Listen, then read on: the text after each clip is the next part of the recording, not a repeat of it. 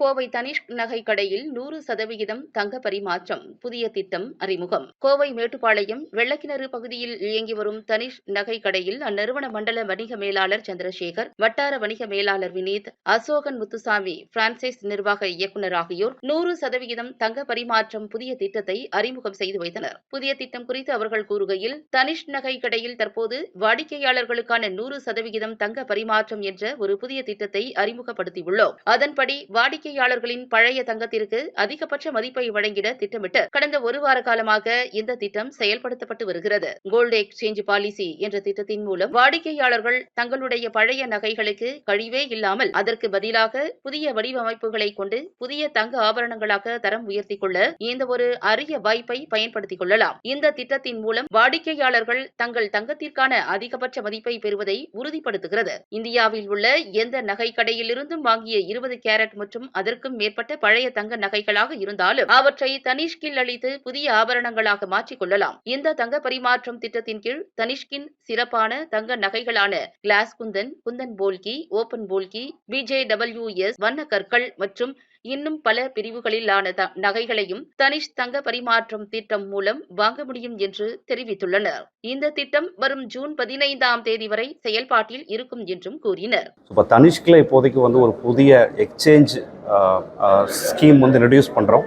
So இந்த scheme 20ஆம் தேதியிலிருந்து run ஆகிட்டு இருக்கு. ஸோ கஸ்டமர் அவங்களோட பழைய தங்க நகைகள் வீட்டில் இருந்துச்சுன்னா அதை இங்கே எடுத்துகிட்டு நம்மளோட தனிஷ்க் ஜுவல்லரியாக எக்ஸ்சேஞ்ச் பண்ணிக்கலாம். ஸோ ஹால்மார்க் ஜுவல்லரியாக எக்ஸ்சேஞ்ச் பண்ணிக்கலாம். ஸோ அப்படி எக்ஸ்சேஞ்ச் பண்ணுற ஒவ்வொரு கஸ்டமருக்கு பார்த்திங்கன்னா அதிகபட்ச மதிப்பு நம்ம கொடுக்குறோம். ஸோ அதில் ஒரு கஸ்டமர் பிளெயின் ஜுவல்லரி வாங்குறாரு, டைமண்ட் ஜுவல்லரி வாங்குறாருன்னா ஸோ ஒரு நல்ல டிஸ்கவுண்ட்டில் வெட்டிங் பண்ட்லிங் ஆஃபர்னு சொல்லக்கூடிய டிஸ்கவுண்ட்டும் நம்மகிட்ட இருக்குது. ஸோ அது பிளெயின் ஜுவல்லரிக்கு 20% மேக்கிங் சார்ஜில் நம்ம ஆஃபர் பண்ணுறோம். டைமண்ட் ஜுவல்லரியாக இருந்தால் மொத்த வேல்யூலேயே 20% வரைக்கும் ஆஃபர் பண்ணுறோம். ஸோ அந்த கஸ்டமர் அவங்களோட ஓல்டு கோல்டை கொடுக்குறப்போ மேக்ஸிமம் வேல்யூ கிடைக்கிறதோட மட்டும் இல்லாமல் ஸோ அவங்க இது மாதிரி அடிஷ்னல் பண்டில் ஆஃபரும் அவங்களுக்கு அவைலபிளாக இருக்குது. ஸோ இந்த அப்கமிங் வெட்டிங் சீசன் டெஃபினட்டாக கஸ்டமர்ஸ் நம்மக்கிட்ட தனிஷ்க் ஜுவல்லரியில் எக்ஸ்சேஞ்ச் பண்ணிக்கலாம். ஸோ அந்த நியூ ஜுவல்லரியை கன்வெர்ட் பண்ணுறப்போ நமக்கு பார்த்திங்கன்னா நம்மக்கிட்ட நிறைய நியூ கலெக்ஷன்ஸ் இருக்குது. ஸோ கிளாம் டேஸ்ன்ற ஒரு கலெக்ஷனும் ரீசெண்டாக அக்ஷய திருதிக்கு இன்ட்ரடியூஸ் பண்ணோம். ஸோ அது நல்ல ரெஸ்பான்ஸ் இருக்குது கஸ்டமர்கிட்ட. ஸோ அந்த கலெக்ஷனாகவே கஸ்டமர் அதை கன்வெர்ட் பண்ணிக்கலாம். ஸோ இது போக கஸ்டமருக்கு எக்ஸ்சேஞ்ச் பண்ணுறது மூலமாக பார்த்திங்கன்னா அவங்களோட பழைய ஜுவல்லரி அவங்களோட அதிக இழப்பு இல்லாமல் பார்த்திங்கன்னா இன்றைய முழு மதிப்புக்கே அவங்களுக்கு கிடைக்கிறதுனால அவங்களுக்கு தேவையான புது டிசைனும் கிடைச்சிரும். ஆஸ் வெல் அஸ் ஹால்மார்க் ஜுவல்லரியாக கிடைக்கிறதுனால இன் ஃபியூச்சர் அவங்களுக்கு அந்த ஜுவல்லரி எங்கே வேணாலும் போய் எக்ஸ்சேஞ்ச் பண்ணாலும் 100% வேல்யூ கிடைக்கிற மாதிரி ஒரு ஆப்பர்ச்சுனிட்டி அவங்களுக்கு இருக்குது. ஸோ இது இல்லாமல் நம்ம எல்லா ஜுவல்லரிலையும் கோயம்புத்தூரில் இப்போ 4 ஷோரூம்ஸ் இருக்குது. இது மேட்டுப்பாளையம் ரோடு, அப்புறம் நமக்கு ஆர்எஸ்புரம், கிராஸ்கட் அண்ட் புதுசாக ஒப்பனக்கார ஸ்ட்ரீட்டும் இருக்குது. ஸோ இங்கே இல்லாமல் கஸ்டமர் தமிழ்நாடு ஃபுல்லாகவே எங்கே வேணாலும் போய் எக்ஸ்சேஞ்ச் பண்ணலாம். தனிஷ்க் ஸ்டோர்ஸில் அது ஒரு 60 கிளைகள் இருக்குது. ஸோ அவங்க அதோடு எக்ஸ்சேஞ்ச் பண்ணிக்கிட்டு நம்மக்கிட்ட புதுசாக சேவிங் ஸ்கீம்ஸும் இருக்குது. ஸோ அவங்க கிராமேஜ் பேஸ்லேயும் கஸ்டமர் சேவிங் ஸ்கீம்ஸ் என்ரோல் பண்ணலாம். ஸோ தட் அந்த ஏறிக்கிட்டு இருக்கிற கோல்டு ரேட்லேருந்து அவங்கள ப்ரொடெக்ட் பண்ணிக்கலாம். ப்ளஸ் அவங்க வாங்குறப்போ அதுக்கு ஒரு சில பர்சன்டேஜ் டிஸ்கவுண்ட்டும் இருக்குது. அதையும் சேர்த்து அந்த பெனிஃபிட் அவங்க அவைல் பண்ணிக்கலாம். அதர்வைஸ் இன்னொரு ஸ்கீமில் அமௌண்ட்டாக மட்டும் சேவ் பண்ணிக்கிட்டு 10 மாதம் கழித்து அவங்க அந்த மெச்சூரிட்டி அப்போ அதை கஸ்டமர் சம் டிஸ்கவுண்ட்டோட பர்ச்சேஸ் பண்ணிக்கலாம். அந்த 2 விதமான சேவிங் ஸ்கீம்ஸும் நம்மக்கிட்ட இருக்குது. ஸோ கஸ்டமர்ஸ் ஒரு டிரான்ஸ்பரண்ட் ப்ராசஸ் நம்ம அந்த எக்ஸ்சேஞ்சுக்கு இங்கே ஃபாலோ பண்ணுறோம். ஸோ அந்த கஸ்டமர் தாராளமாக நம்மளை நம்பி கஸ்டமர் இங்கே வாங்கலாம். ஸோ கஸ்டமர் கண் முன்னாடியே இந்த கோல்டு ஜுவல்லரி கேரட் மீட்டரில் அப்ரைசல் பண்ணிவிட்டு தென் மெல்ட்டிங் அவங்க கண்ணு முன்னாடியே பண்ணிவிட்டு தென் ஒரு முழுமையான மதிப்பு கஸ்டமருக்கு அந்த இடத்துல கிடைக்கிற மாதிரி நாங்கள் உறுதி செய்கிறோம். ஸோ அந்த கேரட் மீட்டர் எல்லா ஷோரூம்லையும் இருக்குது. இது போக கஸ்டமர்ஸ் அவங்க வீட்டில் ஓல்டு ஏதாவது வச்சுருந்தாங்கன்னா எந்த விதமான சார்ஜும் இல்லாமல் ஃப்ரீயாகவே இங்கே ஸ்டோர்ஸில் எங்களோட எந்த ஸ்டோர்ஸ்லேயும் அவங்களோட ஓல்டு கோல்டோட பியூரிட்டி செக் பண்ணி பார்த்துக்கலாம். ஸோ தட் எவ்வளோ தான் இருக்குது அப்படின்னு சொல்லிட்டு. ஏன்னா 22 கேரட்டுங்கிறது ஒரு கேரட் 300 ரூபாய்க்கு மேலே வருது. இன்றைக்கி 22 கேரட் 1 கிராம்னு சொல்கிறப்போ ஸோ ஒரு கேரட் கம்மியாக இருந்தால் கூட கஸ்டமர் 1 கிராமுக்கு 300 ரூபாய் இழக்கிற மாதிரி இருக்குது.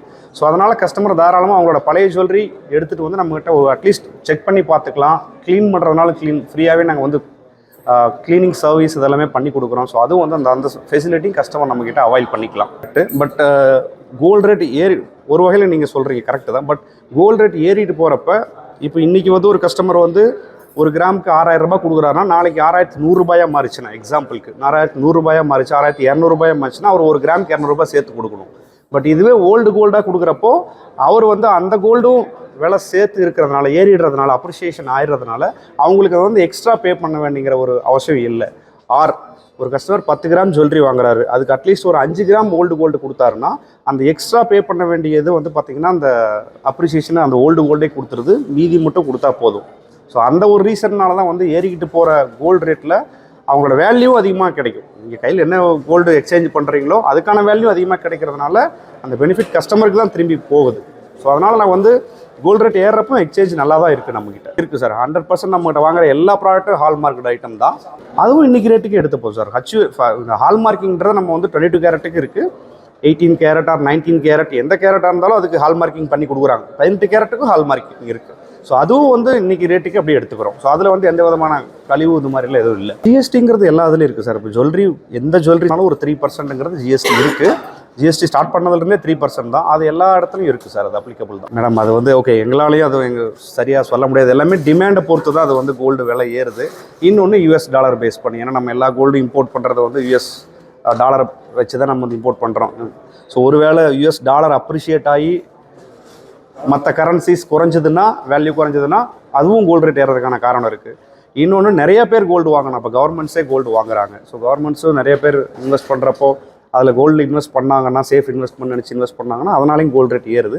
பட் எக்ஸாக்டாக நமக்கு சொல்ல முடியாது. பட் ஷுவர் லாங் ரனில் நல்ல பெனிஃபிட்டாக தான் இருக்கும், கோல்டு ரேட் ஏறும். ஸோ அப்படின்றது தான் எங்களோட ஜட்ஜ்மெண்ட்டு. ஏன்னா போன அக்ஷய திருதியை பார்த்தீங்கன்னா கிட்டத்தட்ட 5600 ரூபாய்க்கு தான் இருந்தது.